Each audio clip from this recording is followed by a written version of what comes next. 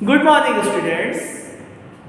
तो ये आपके इकोनॉमिक्स की क्लास है, तो ध्यान दीजिए। लास्ट वीडियो में मैंने आपको law of diminishing marginal utility दिया, आपको बताया था, होप आपने समझा होगा।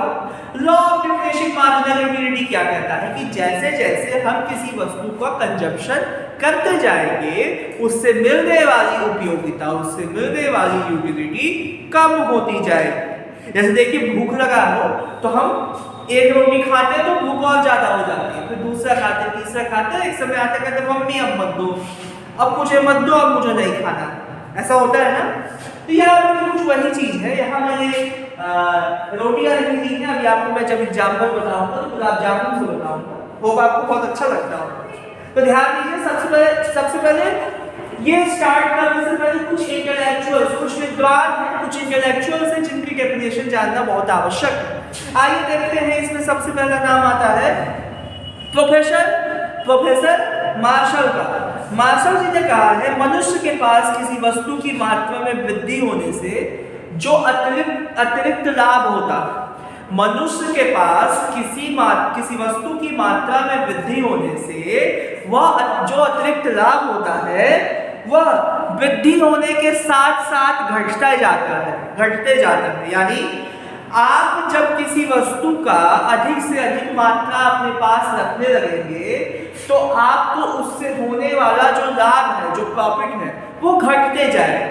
ये कहता है आपका law of diminishing marginal utility, professor Marshall के शब्दों में। उसके बाद देखिए सैमुअलसन ने क्या कहा है। प्रोफेसर सैमुअलसन ने क्या कहा है, ध्यान दीजिए। इन्होंने कहा है कि जैसे जैसे किसी वस्तु के उपभोग की मात्रा बढ़ती है उस वस्तु का सीमांत तुष्टिगुण कम होने की प्रवृत्ति प्रकट करता है। यानी जैसे जैसे आप किसी वस्तु के उपभोग की मात्रा बढ़ा देंगे उससे मिलने वाली यूटिलिटी कम होते जाएगी। आइए देखते हैं हम इसको एक एग्जाम्पल से। जैसे हमने यहाँ गुलाब जामुन के यूनिट्स को लिए हैं, जीजे यानी गुलाब जामुन का यूनिट लिया है 1 2 3 4 5। ठीक है, सबको पसंद होता है गुलाब जामुन। तो यहाँ देखिए, समझ में आया 1 2 3 4 5। तो देखो, जब हम पहला गुलाब जामुन खाएंगे 30 की यूटिलिटी मिली, बस अब तो और खाना है, मजा आ गया, क्या गुलाब जामुन था, अब मुझको और खाना है, तो और सोचते हो खाना। शादी वादी में जाते हो तो वहां पर फ्री का होता है, तो एक उठाए 30 की यूटिलिटी मिली, अब दूसरे पे अटैक होगा, तो दूसरा उठाए देखो 20 की यूटिलिटी मिल गई, फिर तीसरा उठाए 10 की मिल गई, फिर चौथा उठाए 0 मिल गई। अब उसके बाद भी खाए, बहुत बड़े खप्पू हैं आप, उसके बाद भी खाएं तो आपको यूटिलिटी है वो निगेटिव। यानी जैसे जैसे आपने वस्तु का कंजप्शन बढ़ाया, देखिए आप 1 2 3 4, जैसे जैसे आप किसी वस्तु का कंजप्शन बढ़ाते जाते हो उससे मिलने वाली यूटिलिटी जो है देखिए कम होते जाती है, एक समय आकर 0 हो जाती है। यही 0 पॉइंट ऑफ सैचुरेशन यानी अधिकतम संतुष्टि बिंदु है। यही 0 जो है वो पॉइंट ऑफ सैचुरेशन यानी अधिकतम संतुष्टि बिंदु है। और एक समय ऐसा आता है जब आपको नेगेटिव यूटिलिटी मिलती है। ये देखिए YOX, ये आपका डायग्राम है YOX, यहाँ पे देखिए 50 40 30 20 10, ये यूटिलिटी है, उपयोगिता है। और ये जो है आपका यूनिट है, ये जो है आपका वो गुलाब जामुन के यूनिट्स है, यूनिट्स ऑफ गुलाब जामुन। ये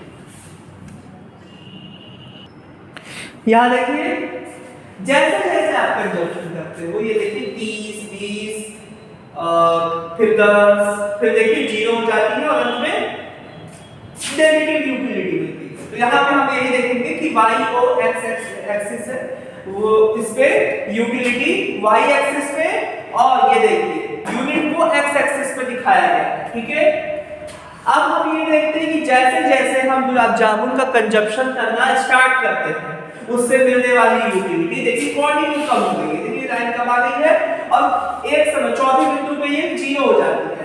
यही जो 0 है वो पॉइंट ऑफ सैचुरेशन होता है, यही बात, यानी अधिकतम संतुष्टि बिंदु यही होता है। इसके बाद हमको नेगेटिव लेवल लगता है। ठीक है, तो होप आपको समझ में आया होगा। कल हम देखेंगे कि सीमांत तुष्टिगुण हराश नियम के लागू होने की क्या वजह है, इसकी क्या मान्यताएं हैं और इसकी क्या सीमाएं हैं। ठीक है, तब तक के लिए खुश रहिए, चैनल को लाइक और सब्सक्राइब कर दीजिए, हाँ, और शेयर भी कीजिए। ठीक है, आप सभी खुश रहिए, स्वस्थ रहिए। Goodbye, have a good day.